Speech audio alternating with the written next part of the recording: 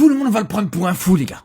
Mais pour moi, quand Eric Chell, il dit qu'il rêve d'entraîner le Real Madrid, c'est pas complètement une dinguerie. Je vous le dis, les gars. À partir du moment où Arbeloa, tu vois qu'actuellement il entraîne le Real Madrid, tout est possible, les gars. Tout est possible. Quand on compare juste les deux coachs, je vous dis, les gars, Eric Chell, il bouffe Arbeloa. Il te broie Arbeloa. Tactiquement, c'est au-dessus. Dans le jeu sans ballon, dans le jeu avec ballon, dans les circuits de passe, dans l'animation offensive, dans le pressing. Pareil au niveau du palmarès. Arbeloa, là, pour l'instant, il a rien fait. Je parle en tant qu'entraîneur, les gars. On ne parlait pas de la carrière en tant que joueur, tout ça. Je parle en tant qu'entraîneur. En termes de palmarès, voilà.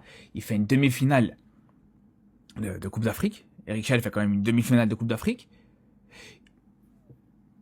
En sortant en demi-finale au tir au but contre le pays organisateur, contre le futur finaliste, franchement, c'est pas déconnant. C'est pas un mauvais parcours. Et troisième chose, les gars.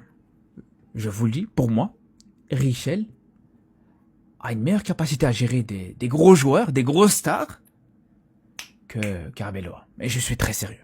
Les gars. On voit cette capacité à gérer des Lookman, des Osimhen, il le fait très très bien. Des Ndidi, surtout Iwobi, il le fait très très bien.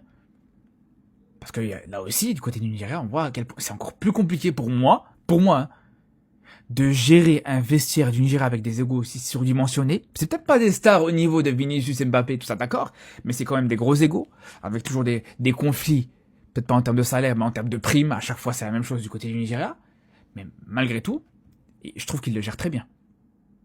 C'est pour ça que pour moi, c'est pas déconnant d'entendre qu'il rêve d'entraîner le Real Madrid aujourd'hui. T'as des coachs qui ont entraîné ces clubs-là, qui sont des peintres, les gars. Je vous dis, il n'y a pas que des grands coachs qui sont passés par le Barça ou le Real.